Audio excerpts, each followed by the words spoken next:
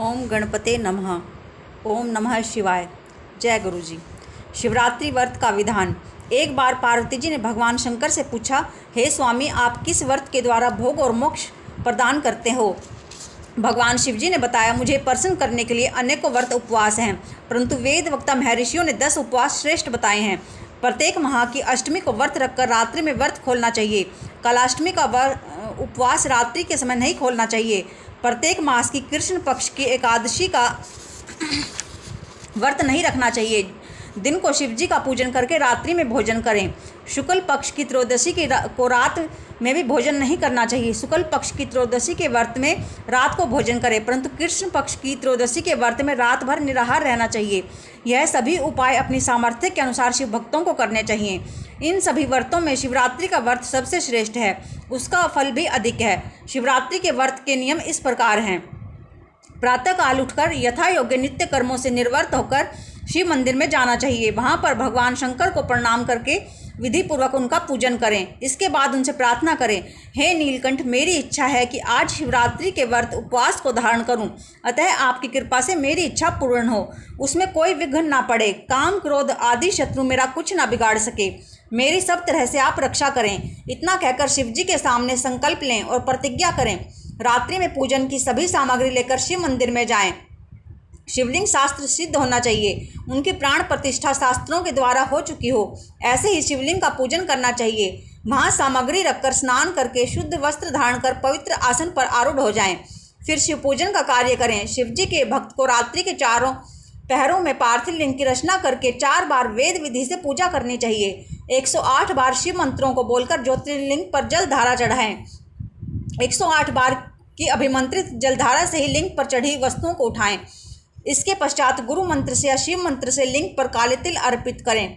इसके पश्चात रुद्र, सर्व, भव, उग्रा, पशुपति, महान, भीष्म एवं ईशान, इन 8 नामों को बोलते हुए कमल या कनेर के फूल अर्पित करें। ओम नमः शिवाय पंचाक्षर मंत्र का जाप करें। जप के पश्चात धेनु मुद्रा बनाकर निर्मल जल से शिव जी का तर्पण करें। धर्म के अनुसार ब्राह्मण को भोजन कराने का संकल्प करें।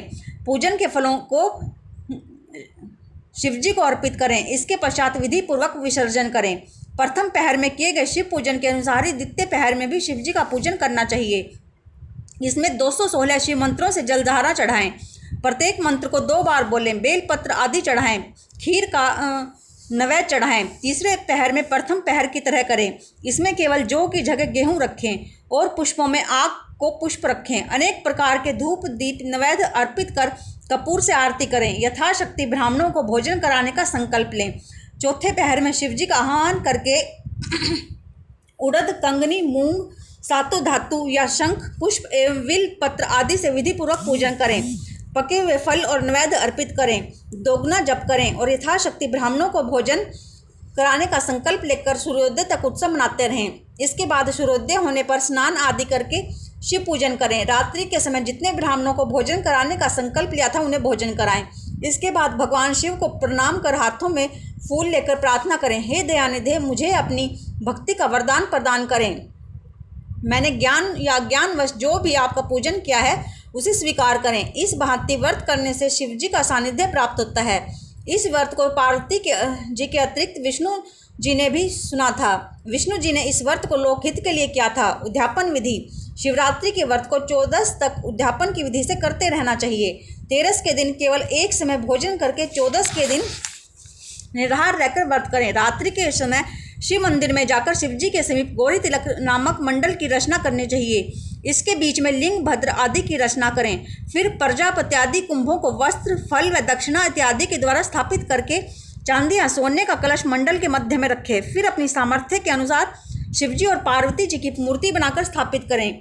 इन्हें कलश पर बाएं भाग में पार्वती और दक्षिण भाग में शिवजी को स्थापित करें। ऋषि के साथ आचार्य का वर्ण करें। आचार्य की आज्ञा अनुसार विधि पूर्वक रात भर जागरण करके आह्वान से लेकर विसर्जन तक पूजन करते रहना चाहिए। रात में जागरण था शिव कीर्तन करें। प्रातःकाल नित्य कर्म करके स्नान आदि करके शिवजी का पूजन श्रद्धा एवं भक्ति से करें। शास्त्र विधि से हवन भी कराएं। आभूषणों से सज्जित बछड़े सहित गौ का दान करें। आचार्य को यथाशक्ति दक्षिण देकर संतुष्ट करें। मंडप की सामग्री भी आचार्य को दे दे। इसके बाद शिवजी की प्रार्थना इस प्रकार करें, हे देवाधिदेव, मैं शरणागत वत्सल महादेव, आपकी कृपा दृष्टि मुझ पर बनी रहे। आपकी कृपा से मैं इस कार्य को पूर्ण कर सका हूँ। मेरा साधारण सा व्रत भी सफल करें। इस प्रकार बोलकर उन्हें दंडवत प्रणाम करें और अपराधों के लिए क्षमा मांग लें। निषाद चरित्र। प्राचीन काल में एक भील एक वन में अपने परिवार के साथ निवास करता था। उसका नाम गुरु द्रुह था। उसका पेशा चोरी करना था, वन में पशुओं का वध करना था। एक बार शिवरात्रि का पर्व आया। उस दिन उसके घर में कुछ भी भोजन सामग्री नहीं थी। उसके परिवार के सब सदस्य भूखे थे। सब सदस्यों ने उससे कहा कि कुछ भोजन सामग्री लाओ, हम सब भूखे हैं। वह धनुष बाण लेकर शिकार को चल दिया। भाग्य से उस दिन शाम तक वन में घूमने पर भी उसे कोई जानवर शिकार के लिए नहीं दिखाई दिया। रात को हो जाने पर वह व्याकुल हो गया। वह सोचने लगा, खाली हाथ कैसे लौटूं? परिवार के सदस्यों को खाने के लिए क्या दूं? बहुत सोच विचार करने के बाद वह तालाब के किनारे एक बेल के वृक्ष पर रात बिताने के लिए बैठ गया तथा उसने एक पात्र में जल भी रख लिया। उसने सोचा कि रात में जब कोई पशु जल पीने को आएगा तभी मैं उसका शिकार कर लूँगा। रात्रि के प्रथम पहर में एक हिरनी जल पीने के लिए तालाब पर आई। भील ने उसका शिकार करने के लिए धनुष पर बाण चढ़ाया। धनुष पर बाण चढ़ाते समय कुछ जल था बेल पत्र झड़कर नीचे गिर पड़े। भील के भाग्य से उस बेल के वृक्ष के नीचे शिवजी का ज्योतिर्लिंग स्थापित था। इससे अनजाने में ही जल और बेल पत्र ज्योतिर्लिंग पर गिर पड़े। इस प्रकार भील के द्वारा शिवजी का रात्रि के प्रथम पहर में पूजा हो गई। इससे अनजाने में ही भील के पापों का नाश हो गया। भील के धनुष के टंकार सुनकर हिरनी ने कहा, तुम यह क्या करना चाहते हो? भील ने कहा, मेरा परिवार भूखों मर रहा है, मैं उन्हें भोजन देने के लिए तुम्हारा शिकार करना चाहता हूँ। यह सुनकर हिरनी बोली, तुम बहुत अन्यायी हो, तुम्हें जरा भी दया नहीं आती। यदि मेरे मांस से तेरे परिवार की भूख मिट जाए तो मेरा यह शरीर धन्य है। दूसरों के कष्ट निवारण से ही जीव प्रशंसा के योग्य हो जाता है। तुम थोड़ी देर और रुक जाओ, मैं अपने घर जाकर अपने बच्चों को अपनी बहन को सौंप कर आती हूँ, तब तुम मुझे मार कर ले जाना। तुम मेरा विश्वास करो, मैं लौटकर अवश्य आऊँगी। यदि मैं लौटकर ना आई तो मुझे वह पाप लगेगा जो विश्वासघाती को लगता है। हिरनी की बातों पर विश्वास करके भील ने हिरनी को जाने दिया। हिरनी लौटकर अपने बच्चों के पास गई। इस प्रकार उस भील का रात्रि का प्रथम पहर का जागरण हो गया। इसके पश्चात उस हिरनी की बहन उसे ढूंढती हुई वहां पहुंची जहां पर भील पेड़ पर बैठा हुआ था। उसे देखकर भील ने तुरंत अपने धनुष पर बाण चढ़ाया। बाण चढ़ाने से दोबारा बेल पत्र और पानी शिवलिंग पर गिर पड़े। इस प्रकार उस भील का रात्रि के दूसरे पहर का पूजन हो गया। धनुष की टंकार सुनकर वह हिरनी बोली, हे भीलराज, तुम यह क्या करने जा रहे हो? भील ने उससे भी वही बात कही जो पहली हिरनी से कही थी। इस पर हिरनी ने कहा, हे भीलराज, थोड़े समय के लिए मुझे घर जाने की आज्ञा दे दो। मैं अपने बच्चों को देखकर अभी आ जाऊंगी, नहीं तो वे मेरी प्रतीक्षा करते रहेंगे।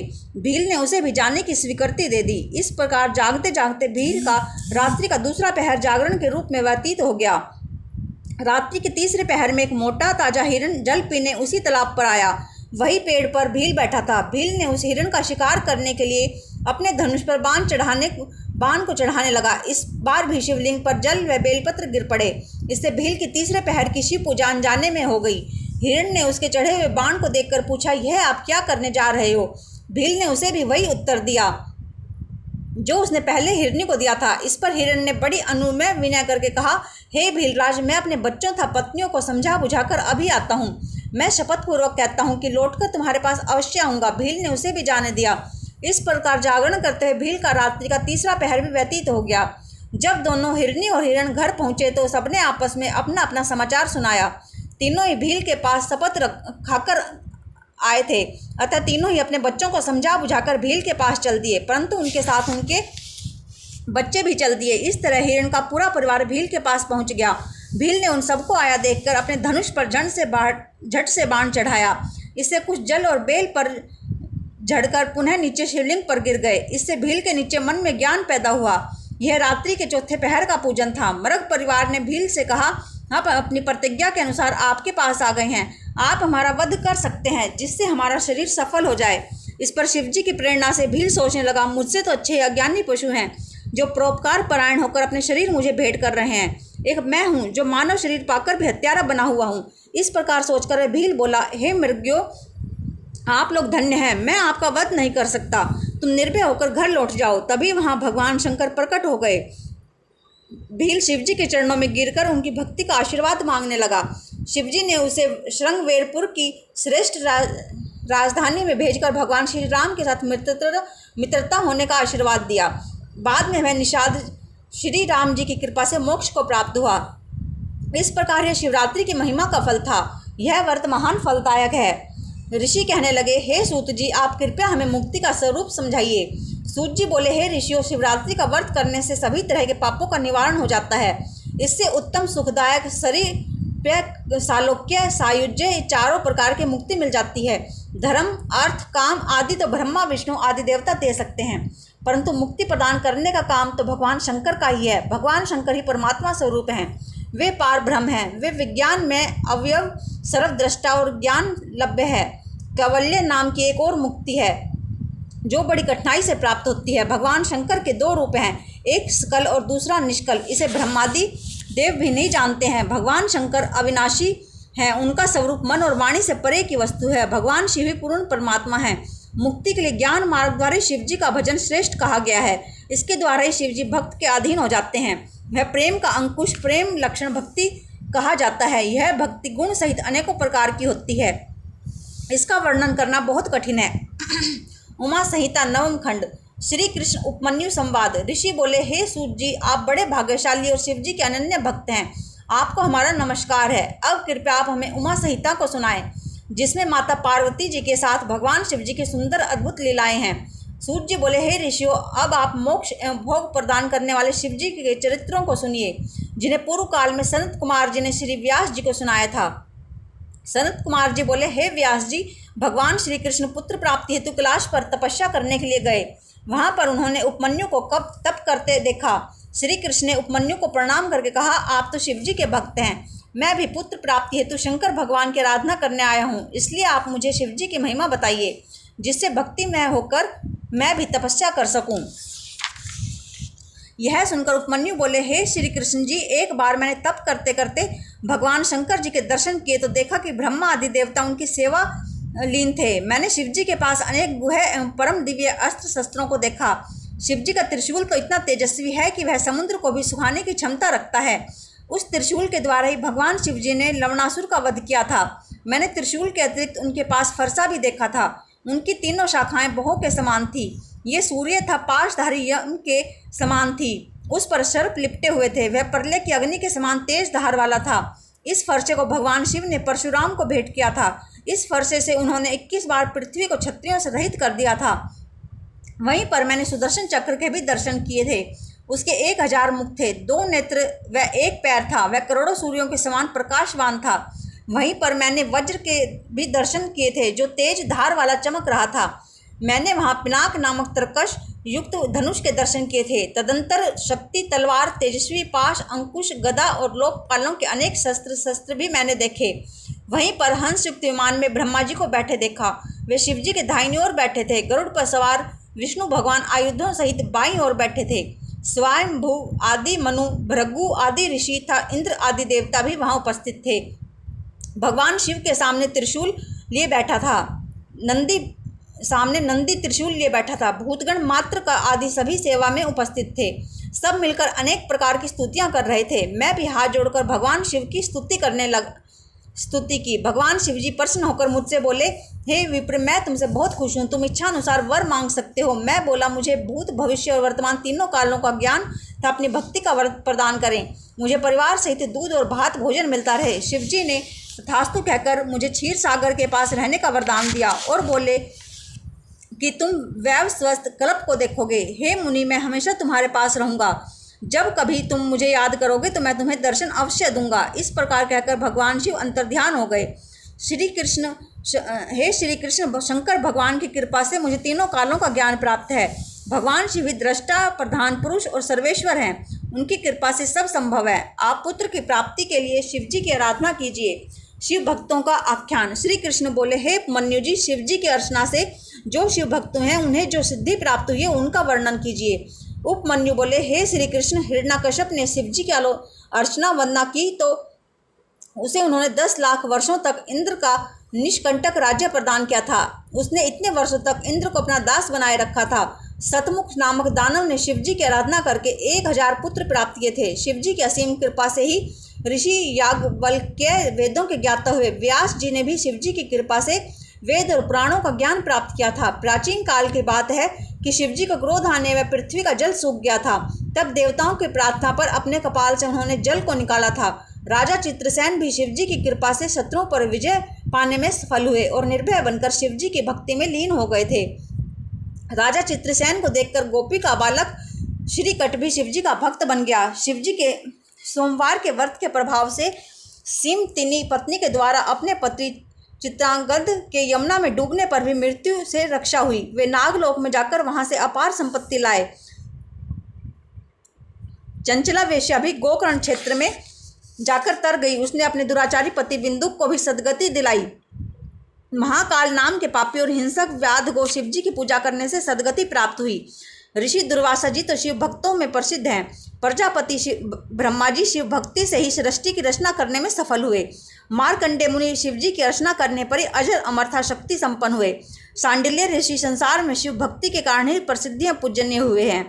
हे श्री कृष्ण, इस प्रकार शिवजी की पूजा अर्चना करने से अनेक व्यक्तियों को सिद्धियां प्राप्त हुई है। आप भी शिवजी की अर्चना करके पुत्र प्राप्त करें। शिव महात्म्य वर्णन। ऋषि उपमन्यु बोले, हे श्री कृष्ण, आप शीघ्र ही शिवजी की तपस्या द्वारा उनके दर्शनों को प्राप्त होंगे। आपको अपने समाहनी पराक्रमी पुत्र शिवजी की पूजा से प्राप्त होगा।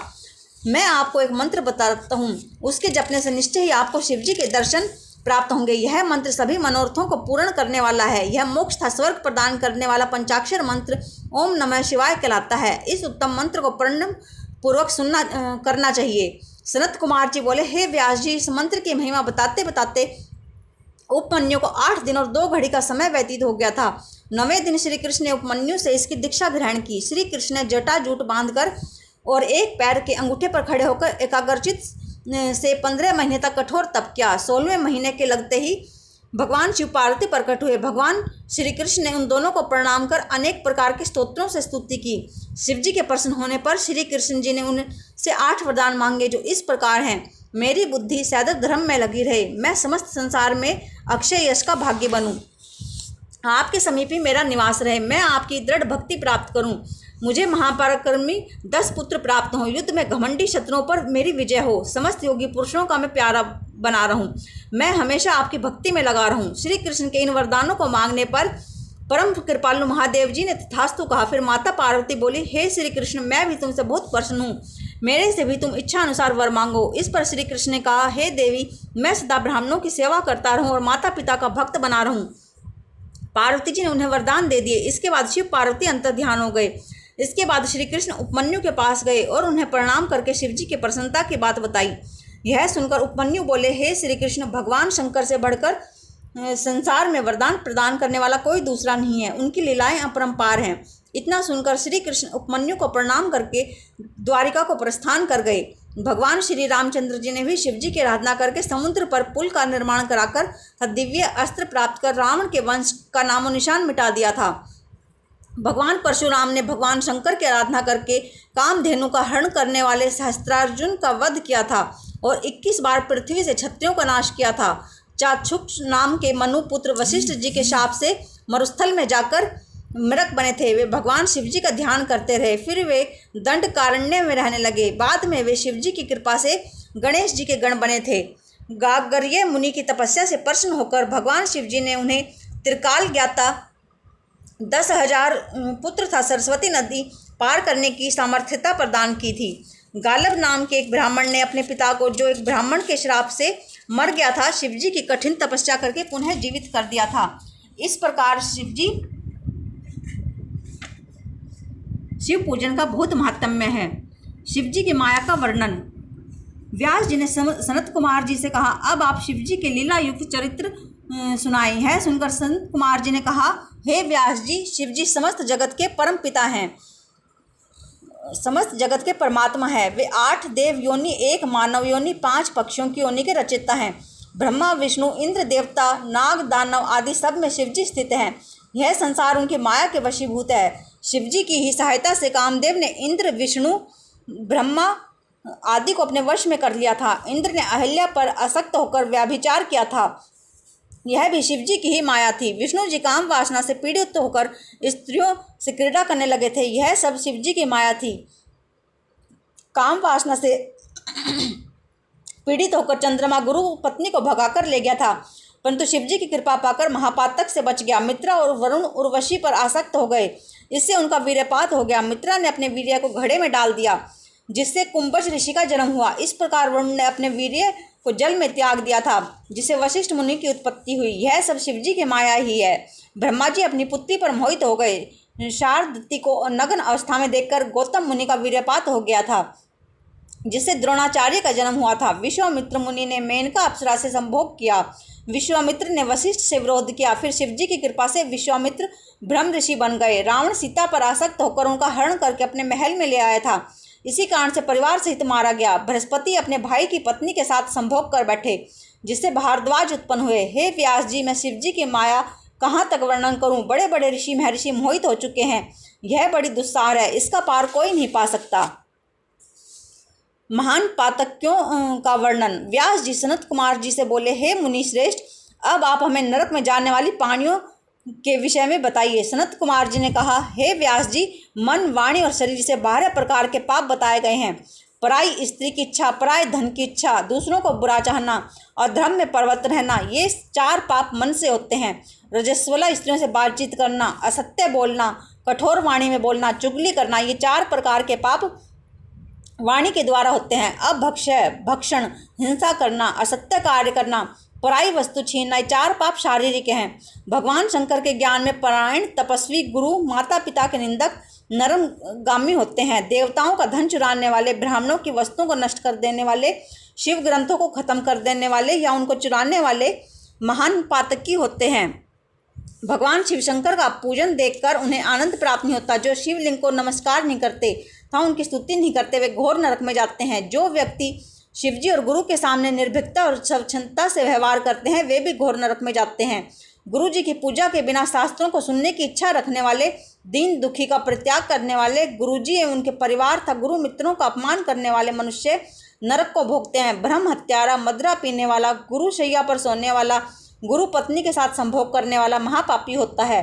ब्राह्मण को गो प्रदान करके या मंदिर आदि को संपत्ति देकर निर्धन हो जाने पर पुनः वापस मांगने वाला व्यक्ति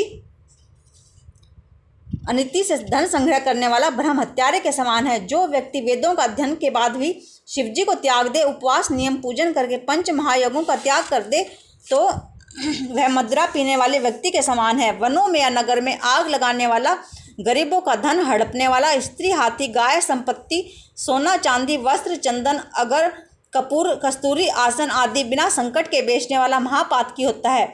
विवाह योग्य पुत्री का योग्य वर से विवाह न करने वाला, पिता, पुत्र, वधू, बहन, भाई की स्त्री से समागम करने वाला या कुमारी कन्या से सहवास करने वाला, शराब पीने वाली स्त्री से सहवास करने वाला व्यक्ति महापातकी होता है। इस प्रकार पापियों की अनेक श्रेणियां हैं। उन सब का वर्णन करना बहुत कठिन कार्य है। इन उपरोक्त पापों को करने वाला तो महापापी होता ही है, परंतु इनका साथ या सहयोग करने वाला भी महापापी होता है। ओम नमः शिवाय। जय गुरु जी।